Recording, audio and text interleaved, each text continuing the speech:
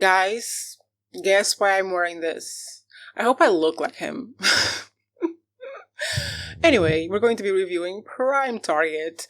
Listen, I went into this show thinking it was going to be a spy show for some reason. It turns out it is a spy show, but it's a spy show about academics, and it is a spy show about prime numbers. And you should have seen the look on my Bumble date's face when I told her that I was watching a thriller drama spy TV show about prime numbers. But well, here we are. Hello, my name is Joe. I review TV shows and movies online, on this channel, and I'm reviewing a bunch of stuff. Go to my channel, subscribe, and look at all the things I put out. And mostly for this video, like, if you can, if you want to, and comment. I love to interact with comments. Prime Target. How to explain this? Prime Target is a thriller drama TV show about a number of secret organizations of some sort being after surveilling mathematicians. Because, and as it is stated in the show, mathematicians and mathematics is at the core of all the computer programs that run the world. So basically, mathematicians who are thinking beyond what we already have, who are like thinking of breaking the rules of mathematics, are incredibly dangerous because they could create some digital weapon to take out the organization of society and the structure we have in the digital world today, I guess. Wait, I annotated the quote. Let me read it to you. Right now, math nerds are the most dangerous people on the planet. So they're being surveilled. And this is the show. The show is about this genius little post-grad student who is trying to uncover the pattern hidden within prime numbers. He thinks that society is not organized in the way it should be, that nature follows a prime number pattern in everything, and he thinks that if he finds this hidden structure, this hidden pattern within prime numbers, it will be the key to reorganizing society and living in a utopian world, I guess. Whatever. It's basically a thriller, spy, academic show, basically imitation game, but instead of figuring out the Enigma machine, they are figuring out prime numbers, I guess. I know I'm being very critical and very jokey about this TV show, but I was hooked from the beginning. First of all, that's the actor from White Lotus, which I clearly love at this point. Second of all, I thought it was going to be a spy thriller. It's a show about academics at Cambridge, so I am having fun. But how does the show start? The show starts with an explosion, apparently a gas leak that explodes in a random street in a random market in Iran, I think, and does what? Kill innocent civilians. From that moment on, I was against whoever set up that explosion. And you might be asking, oh, who did set up the explosion? Well, let me get there.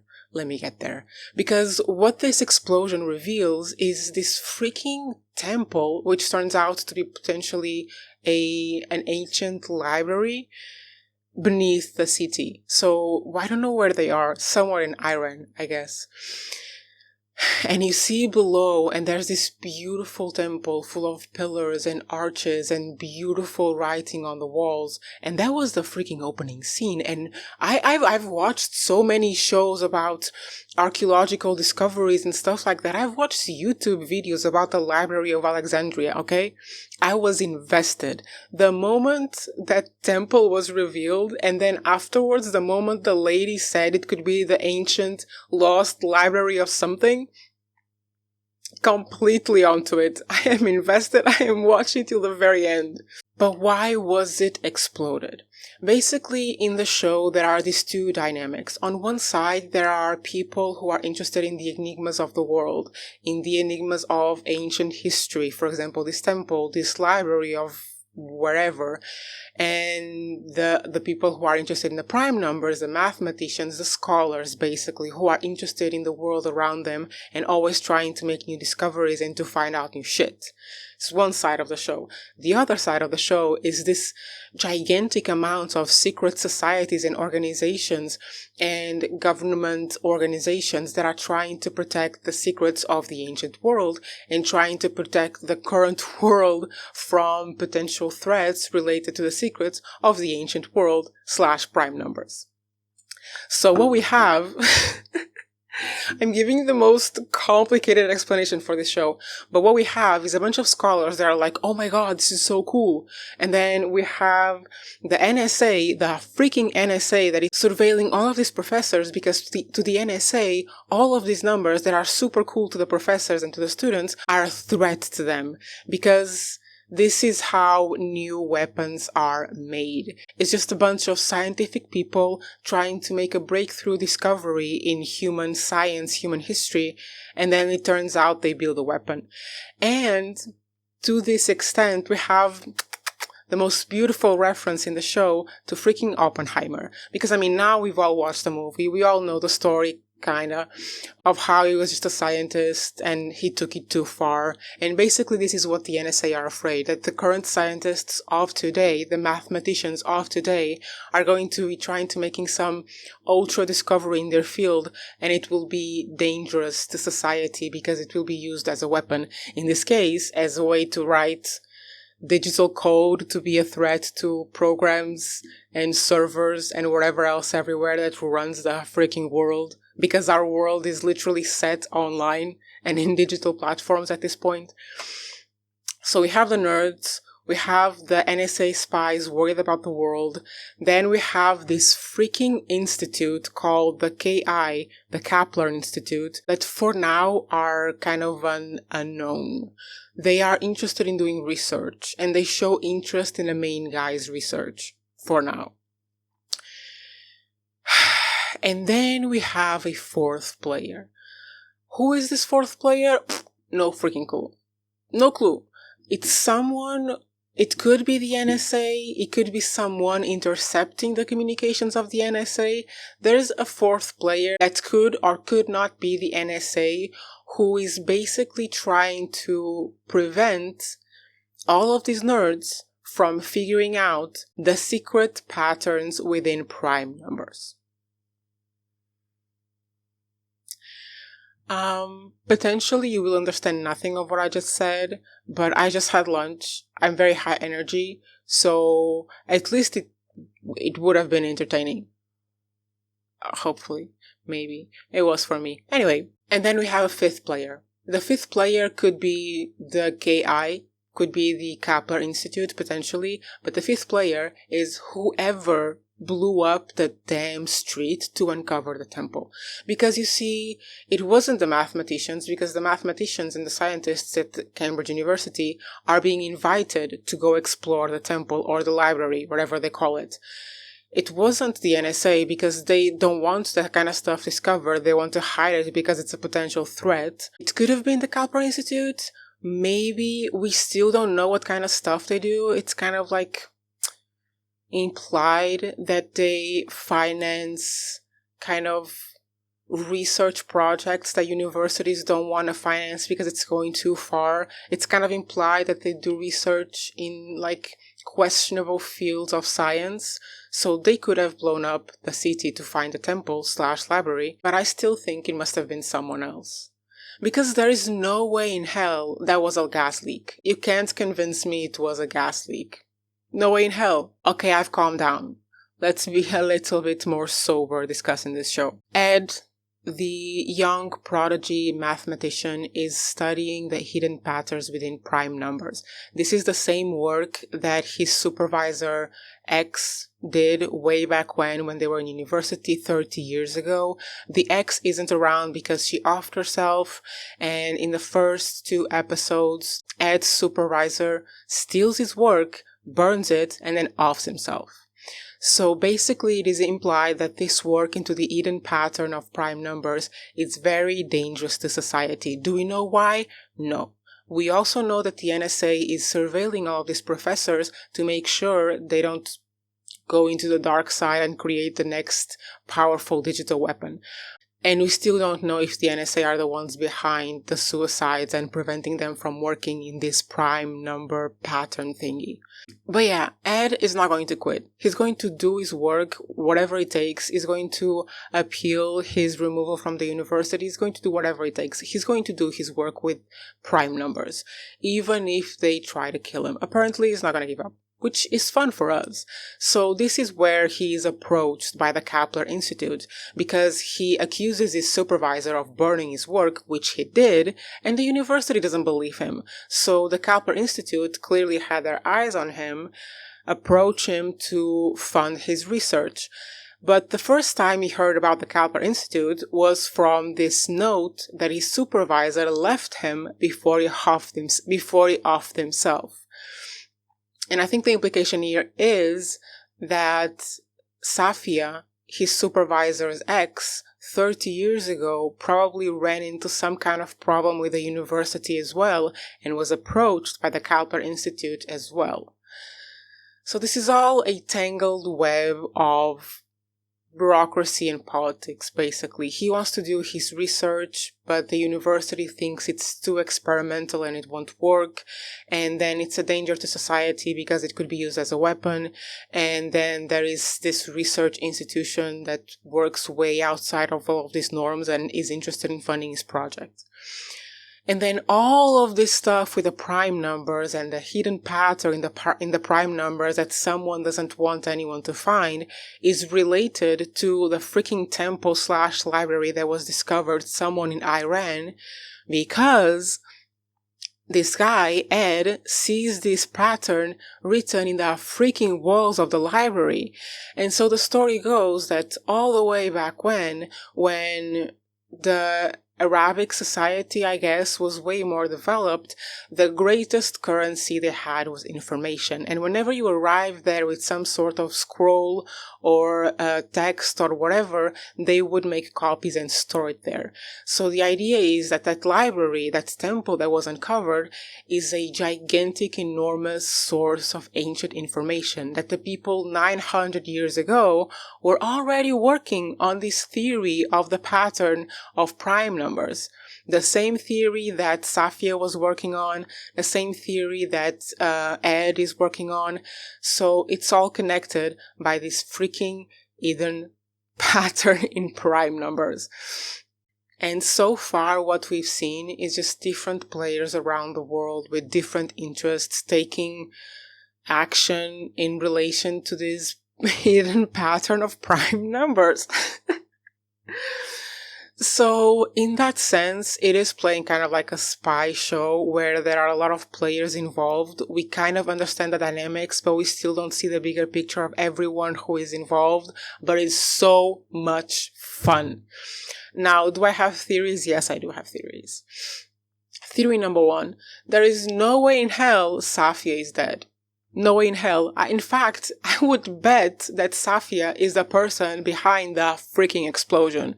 Because I can believe that the dude, the supervisor, is dead. I can believe he's dead. And I can believe it because of the way that the NSA agent explained it to her supervisor, because the NSA agent that was like surveilling this professor, she figured this all out. Like, she figured out that he didn't off himself, that the message that the professor sent to his current partner was like fabricated.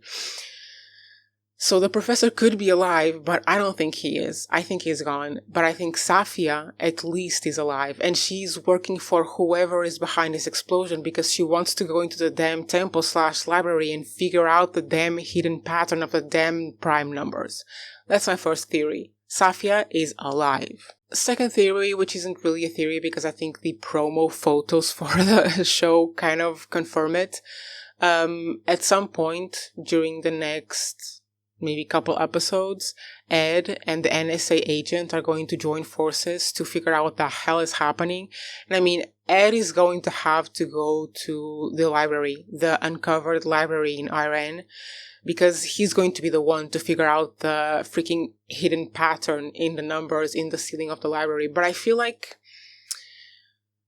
from the way that the show, from the timing of everything in the show, I feel like Ed going to the library is going to be maybe second part of the season or ending part of the season. I don't think he would get there immediately, because then he'll just spend some time studying the numbers and he'll figure it out and then the show is over. I think it's going to be at the end of the season for sure. I think that maybe the NSA agent is going to find him instead of him finding her. She's going to find him, and when she finds him, he's going to be working for the Kepler Institute. And I think that the Kepler Institute are the ones who are going to fund his trip to Iran to go study the damn temple/library. And there he will reunite or potentially go with his supervisor's current partner, because the wife of Ed's supervisor is the one that was invited to go to the temple/library to study whatever is inside. So I'm really super excited to see like these two people, one academic, one NSA agent, running away from this secret society that is trying to assassinate them because they're going to uncover the secrets of the universe. And then this rogue institute that believes in alternative research into alternative science fields is going to fund their trip. And eventually they will get there to the ancient library and they will find a friendly face who is studying the scrolls. And they will be like, no, forget the scrolls. Look at the ceiling and all the prime numbers.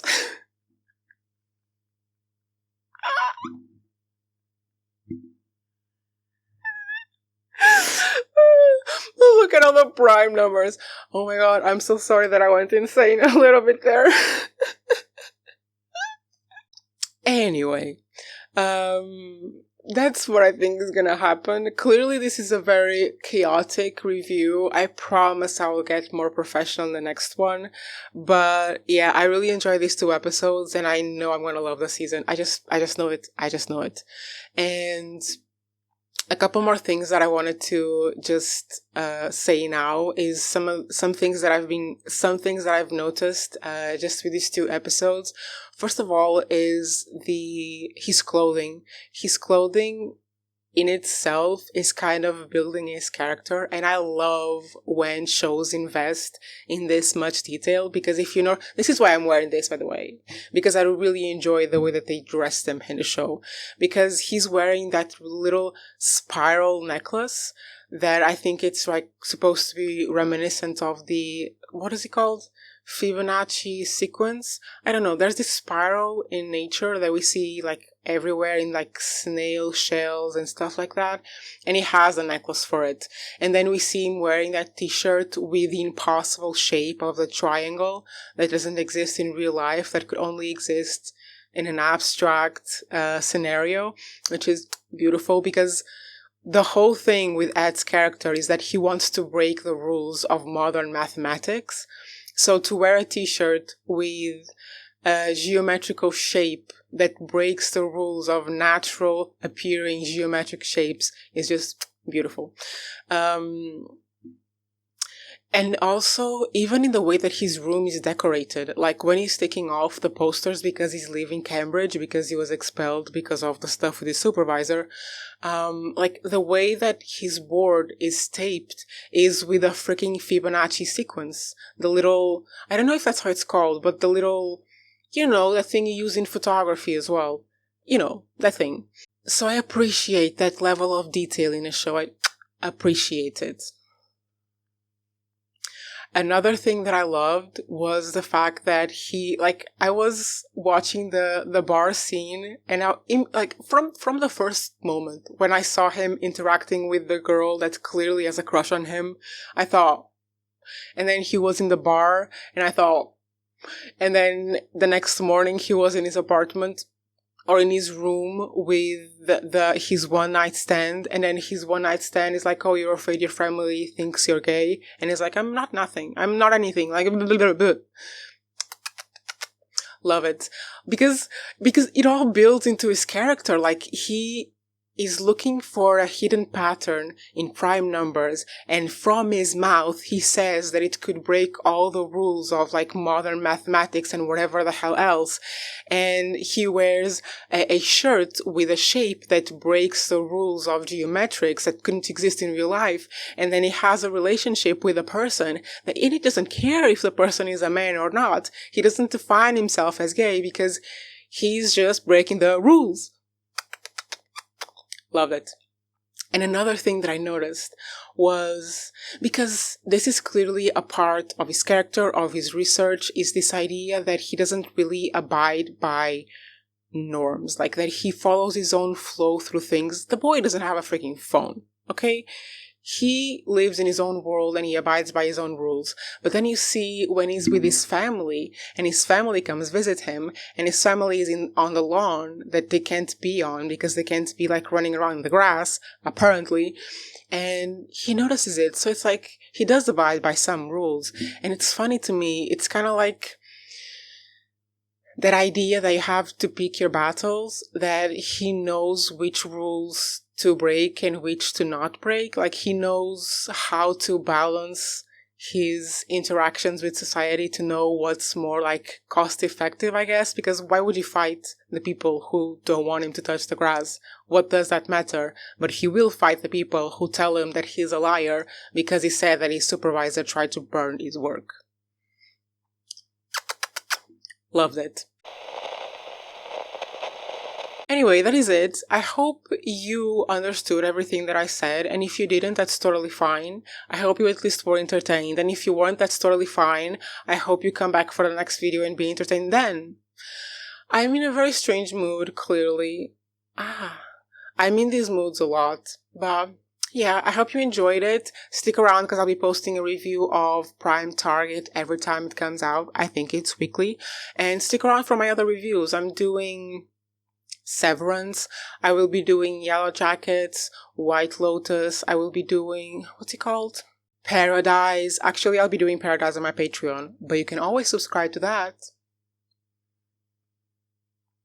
And I'll also be doing Cassandra, maybe here, maybe on my Patreon, depends on the schedule here, because I'm going to be covering like 4 different shows weekly here, so that's already a lot. I don't think the algorithm can take that much. It's just getting confused. It's getting confused. So I'm probably going to do Paradise and Cassandra on my Patreon. Subscribe to it, or don't, because I already put a lot of stuff here. Whatever. Like, comment, subscribe, and see you probably tomorrow, actually. Probably tomorrow.